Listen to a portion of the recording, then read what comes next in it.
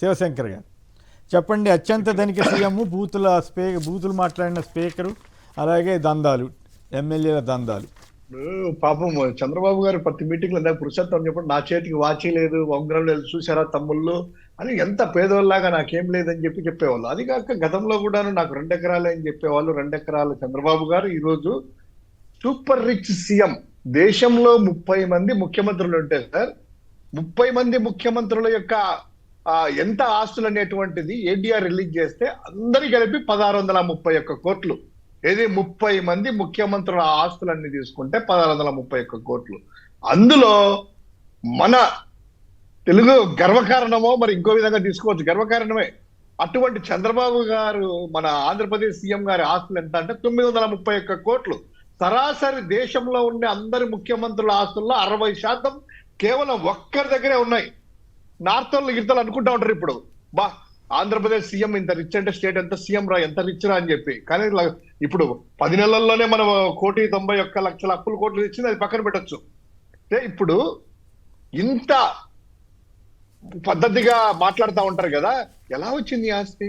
ఒకసారి చెప్తుంటాడు కదా, నేను విట్ ఎస్ఆర్ఎం యూనివర్సిటీలని, విట్ ఎస్ఆర్ఎం లోకి వెళ్ళేసేసి అక్కడికి వెళ్ళి క్లాసులు తీసుకోవచ్చు కదా, చాలా మందిని చేసుకోవచ్చు కదా. ఈ P4లు G4లు అందరికి ఉద్యోగాలు పెట్టి బలవంతంగా చేయడం ఎందుకు?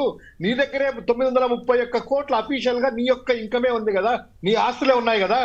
ఆ 931 కోట్లకి పేదలందరూ కూడా P4 పథకం కింద కొన్ని లక్షల మందికి మీరు తీసుకోవచ్చు కదా. ఇంకోటి సార్, ఎల్లో పత్రిక నేను చూశాను, మీరు గమనించారు. ఆ మురికి పత్రిక ఏం రాశారంటే, బిలీనియర్ చంద్రబాబు అని పెట్టి మళ్ళీ అందులో ఏది బాబు యాజమాన్య స్ఫూర్తిని వెల్లడించిన నివేదిక అంట. యాజమాన్య స్ఫూర్తి అంటే అందులో వాళ్ళు చెప్పారంట ఇంత పరిపాలనలోనే కాదు ఈయన చంద్రబాబు గారు ఏ ప్రభుత్వ సహాయం ఏం లేకుండా జస్ట్ అలా పెట్టి 4,600 కోట్ల రూపాయలు ఒక సంస్థను తీసుకెళ్లాడు. ఏం బిజినెస్ ఫిక్స్, చంద్రబాబు గారు గొప్పోడు అని చెప్పి రాశారు. జగన్మోహన్ రెడ్డి గారు ఇదే దాంట్లో జగన్మోహన్ రెడ్డి గారు గతంలో వీళ్ళు చూసాము. పవన్ కళ్యాణ్ గారు, చంద్రబాబు గారు అప్పట్లో 331 కోట్లు ఎంతో ఆస్తులు జగన్మోహన్ రెడ్డి గారు ఆస్తులు ఉంటే దాని గురించి వీళ్ళు రోజు మాట్లాడుతూ ఇంత అవినీతి సొమ్మ దేశంలో ఇంత ముఖ్యమంత్రి ఎవరు లేరు, ఈ ముఖ్యమంత్రి ఇంత అని చెప్పి గగ్గోలు పెట్టినటువంటి ఈ యొక్క పార్టీలు, ఈ యొక్క పత్రికలు ఈ రోజు ఇలా రాస్తారా? ఒక్క ప్రభుత్వ ఇన్సెంటివ్ లేకుండా సొంతంగా పత్రిక పెట్టుకొని సొంతంగా వ్యాపారాలు చేసేసి, ఎప్పుడు రాజశేఖర రెడ్డి గారు ముఖ్యమంత్రి కాకముందు నుంచి పవర్ ప్లాంట్లు పెట్టి, సండూర్ పవర్ ప్లాంట్లు పెట్టి బిజినెస్ లోకి దిగినటువంటి ముఖ్యమంత్రి పనిచేసే జగన్మోహన్ రెడ్డి గారిని మీరు అవహేళన చేసేలా మాట్లాడరే. ఈ రోజు అంట స్ఫూర్తి అంట, స్ఫూర్తిదాయకమంటే యాజమాన్యం. ఆహా, ఓకే, అది ఒకటి సార్. ఇక రెండవది, ఎందుకంటే ఇది అందరికీ తెలుసు, ఆయన 2 ఎకరాల నుంచి ఏ విధంగా వచ్చారు ఏంటి అనేటువంటి అఫీషియల్ గానే ఆస్తులు ఇది, ఆయన అఫిడవిట్ లో ఆస్తులు ఇది, అవి పక్కన పెడితే ఎంతనో మిగతా అందరికీ తెలుసు. ఇక రెండవది అయ్యన్న పాత్రుడు గారిది సార్, స్పీకర్ గారిది నేను సోషల్ మీడియాలో కూడా చూశాను. మీరు అన్నట్టు ఆ వీడియో మీరు ప్లే చేయలేరు, నేను చెప్పలేను. అది సెన్సార్ వాళ్ళు కూడాను, ఎవరు కూడా లేడీస్ కూడా ఉన్నప్పుడు ఎవరు కూడా ఆన్ చేసి వినలేరు. అంత బండ బూతులు మాట్లాడుతూ ఉంటే ఒక స్పీకర్ స్థానంలో ఉన్నటువంటి ఆయన ఈ రోజు జగన్మోహన్ రెడ్డి గారు పోలీసులు సక్రమంగా డ్యూటీ చేయండి, డ్యూటీ చేయకపోతే యూనిఫామ్ తీసేసి యూనిఫామ్ బట్టలు తీసే ఇచ్చేస్తానని చెప్పి వార్నింగ్ ఇస్తేనే పోలీస్ సంఘాలు, అనిత గారు, ఉప ముఖ్యమంత్రి పవన్ కళ్యాణ్ గారు, లోకేష్ గారు, మంత్రులు అందరూ కూడా క్యూ కట్టి ప్రెస్ మీట్లు పెట్టి పోలీస్ సంఘాలు ఇమ్మీడియట్ గా చేస్తారా, మా సడాకా చూపిస్తా ఉన్నారు కదా. ఈ మైన బడ్డబూతులు మాట్లాడితే పోలీస్ సంఘాలు ఏం చేస్తున్నాయి, హోంమంత్రి గారు ఏం చేస్తున్నారు, ముఖ్యమంత్రి గారు ఏం చేస్తున్నారు, వీళ్ళందరూ ఏమయ్యారు? పత్రికలు ఎందుకు ప్రచురించలేదు? అంటే మీరు ఇష్టం వచ్చినట్టు మాట్లాడినా, ఏ స్థానంలో ఉన్నా కూడా అదే ఓకే, కానీ పద్ధతిగా సక్రమంగా డ్యూటీలు చేయండి అయ్యా, పార్టీలు చూడొద్దు. మీకు ఒకవేళ అలా చేస్తే కనుక మా ప్రభుత్వంలోకి వచ్చిన తర్వాత మీ యూనిఫామ్ తీస్తామంటే అది పెద్ద బూత్ అంట. ఏం జరుగుతుంది సార్ ఇది? అదే విధంగా ఈ బూతు పురాణాలే కాకుండా మిగతా మీరు అన్నట్టు ఈ యొక్క తీసుకుంటే ఎమ్మెల్యేల యొక్క 35 మంది ఎమ్మెల్యేలు కాదు సార్, దాదాపు 164 మంది కూడాను అదే తంతు వ్యవహరిస్తున్నారు. చికెన్ అనేటువంటిది, కోళ్ళ దగ్గర చికెన్ అమ్మకుంటే చికెన్ షాపుల నుంచి దందాలు వసూలు చేసింది మీ జర్నలిజం 45 ఏళ్ళు ఉంటుంది సార్. ఎప్పుడన్నా ఒక వార్తన్నా విన్నారా, చూసారా, రాశారా? ఈ రోజు ఆళ్లగడ్డలో మొదలయ్యి నంద్యాలకు వచ్చి అదే విధంగా గురజాలకు పాకి పల్నాడులో కూడాను ప్రతి ఒక్కరు కూడాను చికెన్ షాపుల్లో కూడాను దందాలు అవును, వసూలు చేస్తూ మొన్న నెలవారీ కాసు కృష్ణారెడ్డి గారు కాసు మహేష్ రెడ్డి గారు చెప్తుంటే మహేష్ ఆ రెడ్డి వీడియో గారు. విన్నాను, నేను కూడా విన్నాను. అక్కడ అదే చికెన్ కాసు షాపుల మీద మహేష్ రెడ్డి పెత్తనం గారు అంట కదా. అంటే కాదేది సబ్బు బిల్ల అగ్గి పుల్ల కాదేది అనర్హం కవిత కన్నట్లు ఆదాయానికి ఇది ఇది అని కాకుండా ఏదైనా కూడా ఇక్కడ చేస్తున్నటువంటి వ్యవహారాలు చూస్తున్నాము.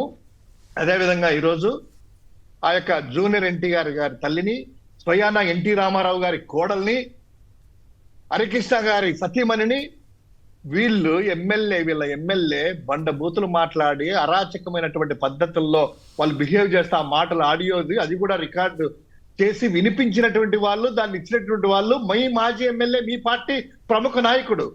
అటువంటి వారి మీద కనీసం అంటే ఇంతవరకు పత్రికల్లో కానీ ఇదైనా ఊరికి రాయడమే కానీ ఒక్కరైనా చర్యలు తీసుకున్నారా? అదే వేమిరెడ్డి ప్రశాంత్ రెడ్డి గారి మీద కోవూరు ఎమ్మెల్యే, మాజీ ఎమ్మెల్యే అలా అన్నారని దాని గురించి భువనేశ్వరి గారు ఫోన్ చేసి పరామర్శించడము, ట్వీట్ చేయడము. భువనేశ్వరి గారి దగ్గర నుంచి, హోంమంత్రుల నుంచి, ముఖ్యమంత్రి నుంచి, ఉప ముఖ్యమంత్రి దగ్గర నుంచి రాష్ట్రంలో మహిళా లోకమంతా కూడాను అందరికీ ఫోన్లు చేసి చేయండిరా ఉద్యమాలు, చేయండమ్మా అని ఆమెను ఉద్యమాలు చేయించారే. తెలుగుదేశం పార్టీ అంతా కూడా రోడ్ల మీదకి వచ్చిందే పార్టీలకు అతీతంగా అని చెప్పి మీ పార్టీ కాకుండా జనసేన వాళ్ళందరూ కూడాను ఈ రోజు మీ ఇంటి కోడల్ని, అయ్యా బాలకృష్ణ గారు, అమ్మ భువనేశ్వరమ్మ, మీ యొక్క తండ్రి గారి కోడలు, మీ వదిన గారిని ఈ విధంగా బండబూతులు మాట్లాడుతా ఉంటే కనీసం ఎందుకమ్మా నోరు ఇప్పరు? కనీసం ట్విట్టర్లోనే ఖండించారా అని చూస్తే కనీసం ట్విట్టర్లో ఖండించలేదు. ఆ పార్టీ ఆ యొక్క ఎవరైతే మీ ఎమ్మెల్యే ఉన్నారో ఎమ్మెల్యేని పిలిపించింది కానీ ఇది కానీ లేదు. ఇంకెక్కడ సార్ ఇక్కడ పోలీసింగ్ ఉంది? అదే ప్రశాంత్ గారికి ఒక న్యాయము, ఎన్టీ రామారావు గారి కోడలికి ఒక న్యాయమా? మీ కుటుంబ సభ్యురాలనే ఇలా దూషిస్తా ఉంటే అయినా కూడా పర్వాలేదు, మనకు నచ్చకపోతే మన కుటుంబ సభ్యురాలైనా పర్వాలేదు, ప్రతిపక్ష పార్టీ అయినా పర్వాలేదు, ఎవరైనా పర్వాలేదు అనేటువంటి కొత్త సంస్కృతి తీసుకొని రావడం ఎంత మటుకు సహజం? ఈ రోజు వాళ్ళని అంటారు, రేపు మిమ్మల్ని అంటారు, రేపు నన్ను అంటారు, రేపు మిమ్మల్ని ఉంటారు. మీ యొక్క మెడకే ఆ పాము అనేటువంటిది, మీ యొక్క కూరలు అనేటువంటిది మీ మెడకే చుట్టుకుంటాయని హెచ్చరిస్తా ఉన్నాం. మంచి పద్ధతి కాదు సార్. అవును, దురదృష్టకరం. మరి ఎందుకో మరి చంద్రబాబు గారు కానీ లోకేష్ గారు కానీ డైరెక్ట్గా చెప్పుండొచ్చు, బహిరంగ క్షమాపణ చెప్పు, తప్పు నువ్వు చేసిందని ఎందుకు అనలేదు ఇప్పటివరకు అనకపోవటం? మీరు అన్నట్లుగా ప్రతి చిన్ననాటికి పెద్ద ఉద్యమాలే చేయించేశారు కదా.